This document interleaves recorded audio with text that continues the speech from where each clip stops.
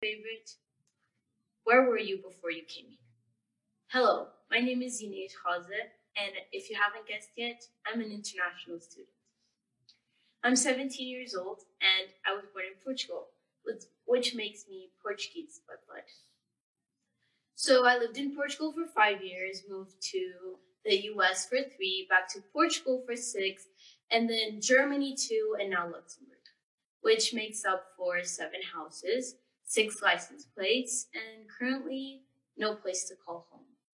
And the closest I have to one has gotten me into 32 flights, a lot of 24-hour car drives, and I'm not even going to start counting how many no, you cannot go to Portugal this weekend, I've heard. And not even mentioning the amount of 2 hours before in the airport, 3 hours in the plane, and 2 hours in a bus just to arrive in a small town in the coast of Portugal and say, wow, this kind of feels like home. When I was in kindergarten, my teacher asked us what was our biggest fear. Like 5 and 6-year-olds, we responded, I'm scared of the dark, or I'm scared of clowns. I'm scared of spiders, sharks. I looked at my teacher and I said, I'm scared to be alone in the playground. I'm scared of losing my friends. This probably sounds like I took it out of a poetry book, but it's sadly true. So, as you can imagine, it hasn't always been easy for me to be an international student and to be moving around all the time. It all kind of started, I would say, when I moved to Germany, which was 3 years ago, because I thought I wouldn't be moving anymore from Portugal. I thought the US was an amazing experience, and that would be it.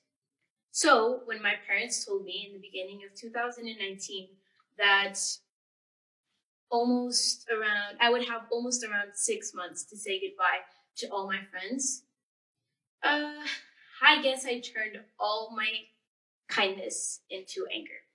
And everything started to seem horrible. The world started seeming useless, and there was nothing to really look forward to.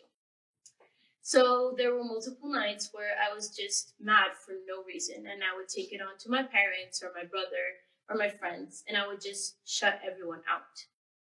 So I'm happy to say that I finally learned the cup rule.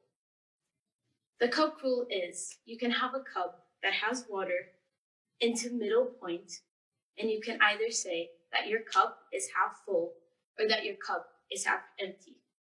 And I have stopped seeing my situation as a half empty situation. Even after I've heard so many times, you can't make new friends if you always try to keep your old friends. You can't always be one phone call away and still focus on yourself. You can't expect people to want to be in your life when they know that you're temporary. Let me let you in on a little secret. Even though we happen to be better at goodbyes than most people, doesn't mean we enjoy them. So I decided to turn all these no you can'ts into yes I can. And I'm here today to share some of these with you. So yes, I can keep my friends. Because the trick to keeping your friends back home, the way of doing so, is by stepping up. Showing them that even though you left, you're still in their lives. You still want to be. You still care. You're still around. Because as sad as this sounds, when you left, their life stayed exactly the same. Their routine was exactly the same. And you can't be upset that they don't think about you 24/7 like you think about them. Because it's nothing that you did wrong. It doesn't mean that you weren't memorable. It doesn't mean that you weren't important. It just means that life goes on. And learning to be the bigger person, stepping up and texting them first, instead of letting stupid fights of who should be the one reaching out get in the way of your friendship, is the way to keep them. Second, yes, I can make new friends, even if I'm just in a place for 2 years, a year, 3 months. Because us international students have created this filter that we put on every single day when we wake up to these people that are extremely perfect. Everything is extremely fine, and I'm always extremely happy. So, at recess, our conversations go between oh my god, this test was so horrible, or the weather today is just not it type of conversations.